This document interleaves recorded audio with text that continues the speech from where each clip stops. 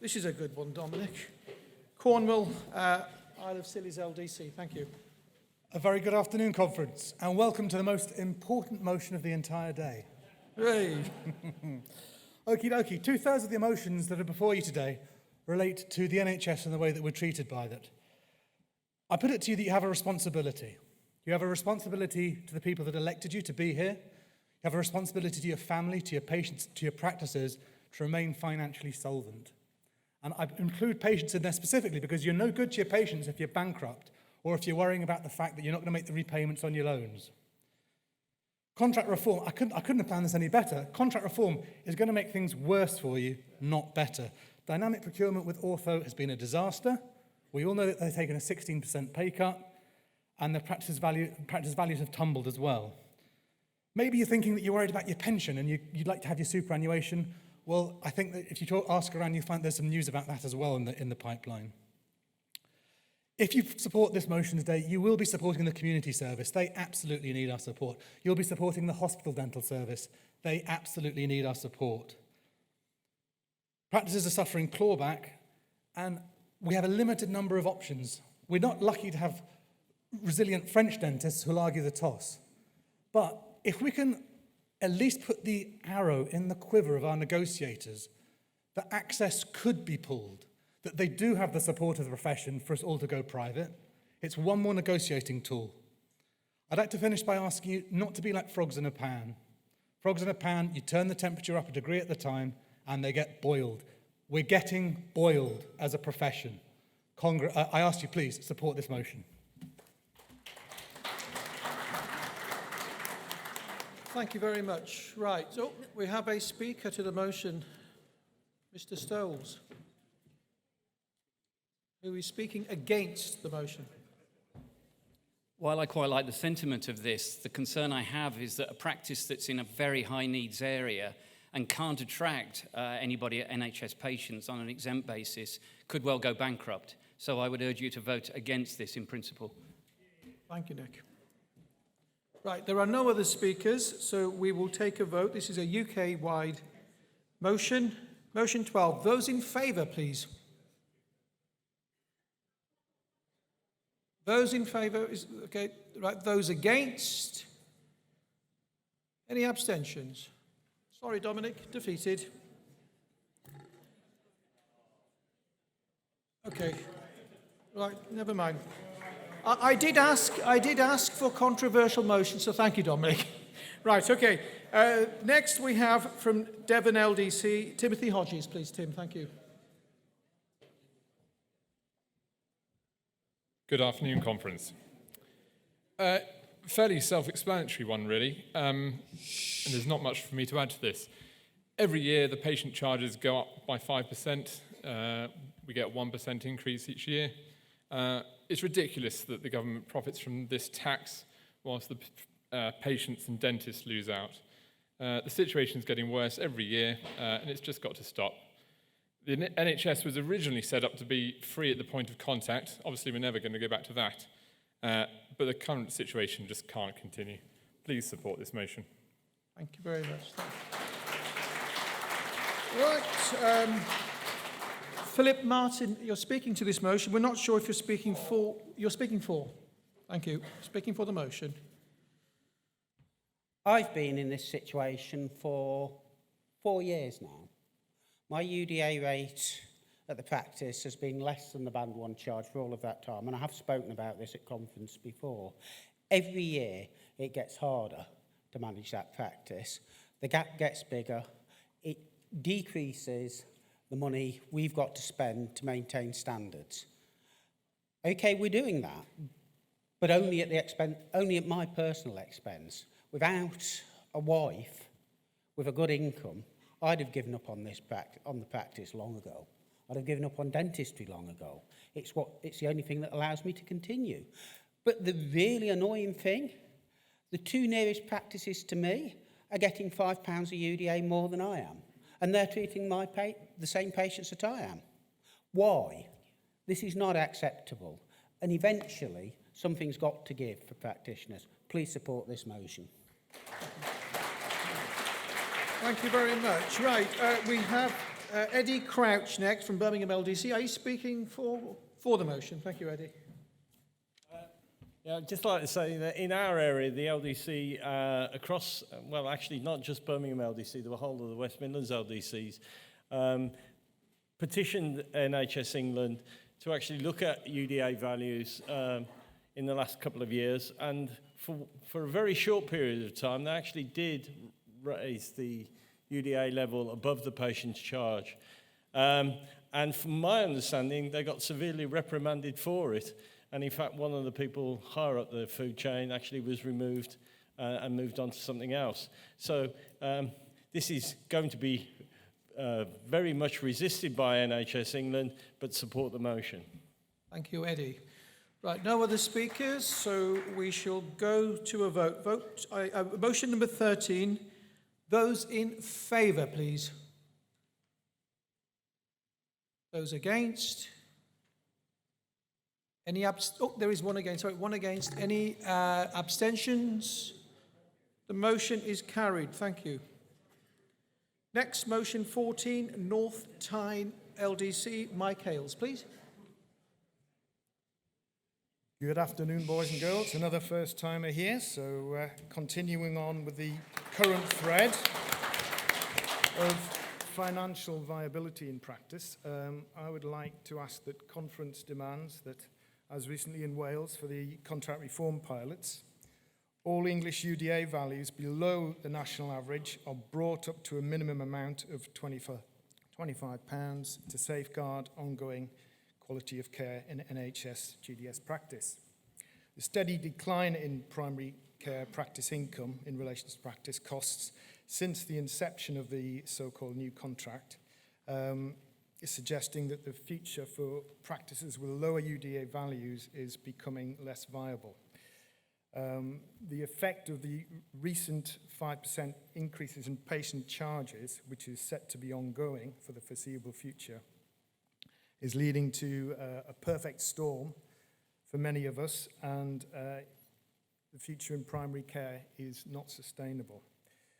Money is being removed at an increasing rate in terms of clawback, and in my view, there's no excuse when they say the money isn't available to raise UDAs at the lower end. I think it's totally unreasonable for the government to expect dental practices to act as tax collecting centres, and is an ominous sign of the low regard that we are all held in practice. I would hope that you will all support this motion. Thank you. Thank you very much.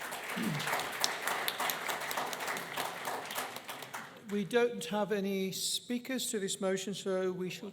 Oh, sorry, we have Ian Gordon speaking for the motion. Ian Gordon.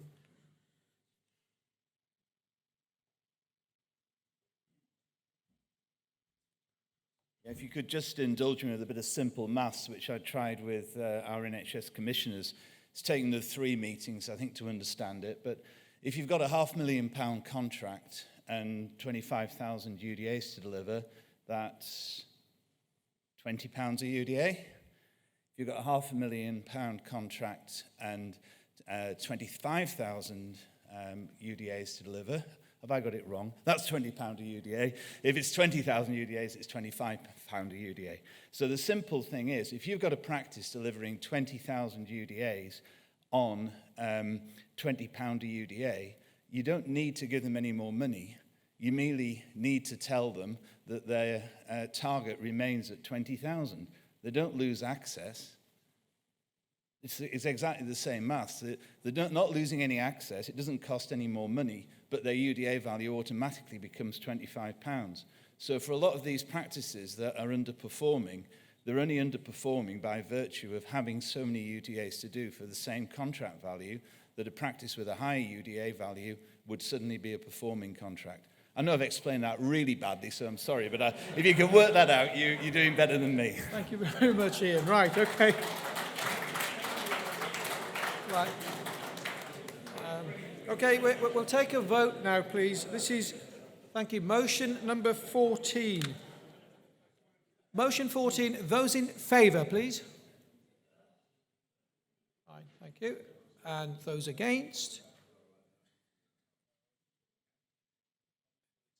Any abstentions?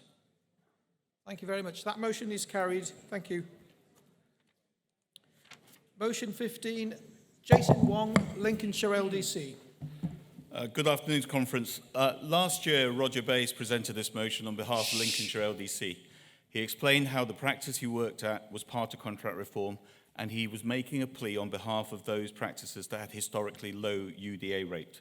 What he didn't mention at the time was that he'd been trying to make these arguments within the process and was told categorically that it's the BDA in particular and the profession that does not support equalisation so that people are paid the same for doing the same job.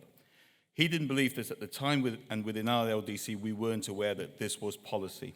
So now I realise this motion was defeated last year. Lincolnshire LDC absolutely adamant and convinced that this is the right thing to do and have asked me to bring this back to you.